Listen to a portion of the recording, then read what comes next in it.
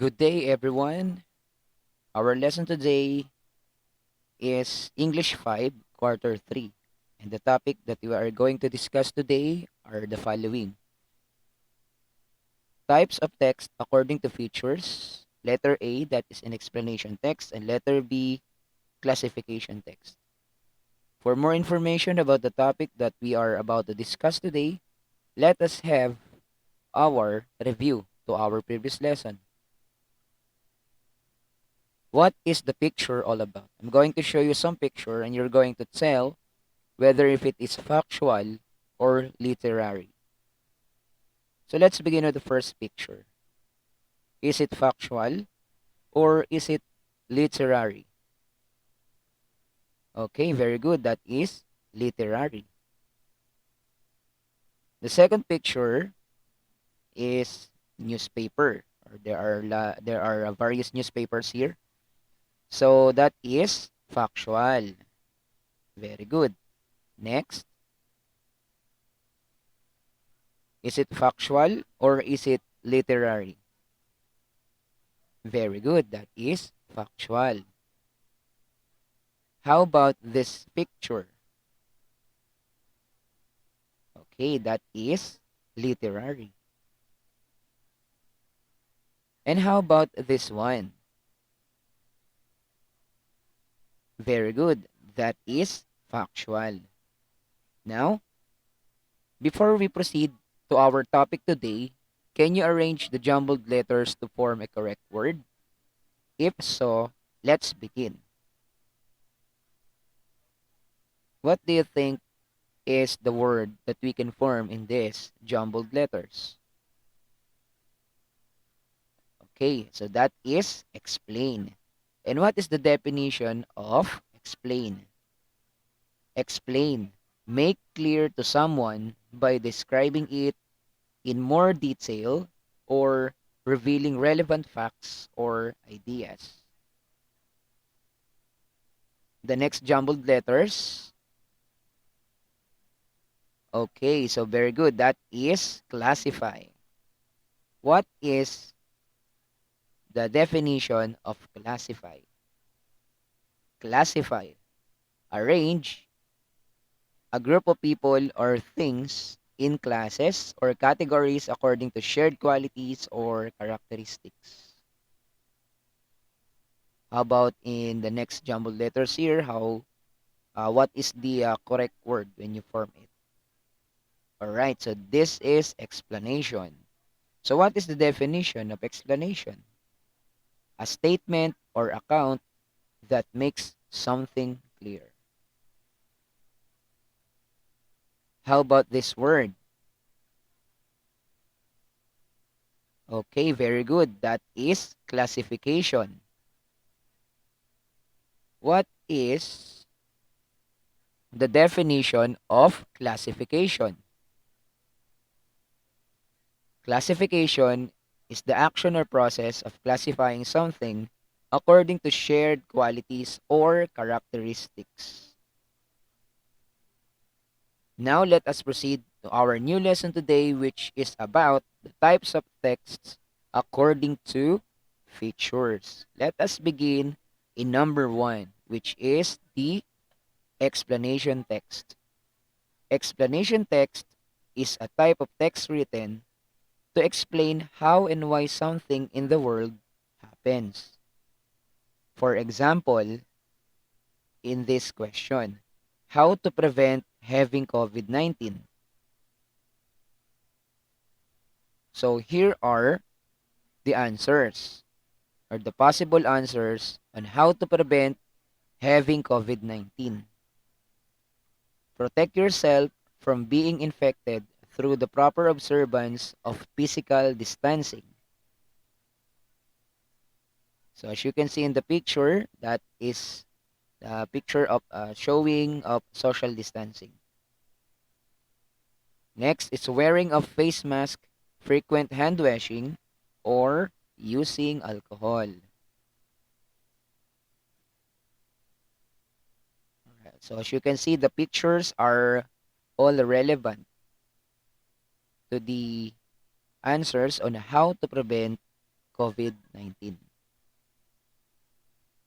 Next, in number 2, we have the classification text.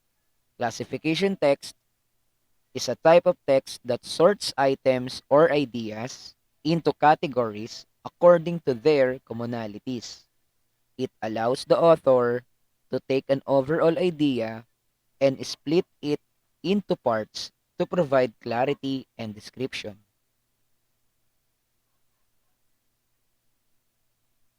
So as you can see in the picture, this is an example of a classification. So based on the picture, it is classification of the life of people. It could be a rich and a poor, between a rich and a poor. For example, we have here also the classification of animals. We're about to have an example in science, classification of animals. So we have here the vertebrates, and the two kinds of vertebrates are the warm-blooded animals and the cold-blooded animals. In the category of the warm-blooded animals are the mammals and birds, while the cold-blooded animals are the fish, reptiles, and amphibians. The next example to classification text is the classification of community quarantine. So let us find out what is the classification of community quarantine, how to classify this topic. Localities under the enhanced community quarantine, or what we call the ECQ, are generally ordered to stay at home and their residents are restricted from traveling to other cities or for barangays. Barangay governments will issue quarantine passes, allowing residents to buy essential goods outside curfew hours and within the issuing barangay's jurisdiction. So as you can see in the picture, this is an example of a home quarantine pass. So this pass is used during the enhanced community quarantine, or what we call the ECQ. The next one is the general community quarantine. We call it as GCQ. Is generally less strict than ECQ. Public transportation is allowed at a reduced capacity, and select businesses are allowed to operate at 50 to 100% of their regular capacity depending on their industry. Shopping malls are also allowed to operate, although only select stalls and stores are allowed to run.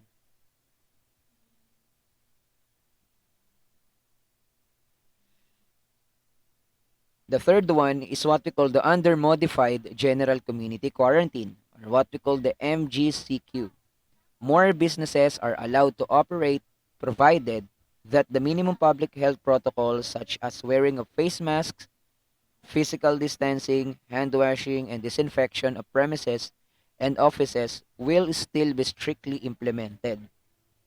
Religious gatherings are also allowed at 50% of the venue capacity. Fitness gyms, massage centers, waxing salons, and spa services are also allowed, but they should be limited to services that do not touch the hands, face, or neck of clients. Other forms of mass gatherings are also allowed, but solely for business or government purposes. Now let us have our activities. So let's begin to activity number 1. Explain in a very short and simple sentence. The question is how to maintain a healthy body. So in number 1, the answer given here in number 1 is eat nutritious foods to maintain a healthy body. Right. In our activity 2, identify the classification of healthy foods. Write an important details about it and read it silently. Classification of healthy foods.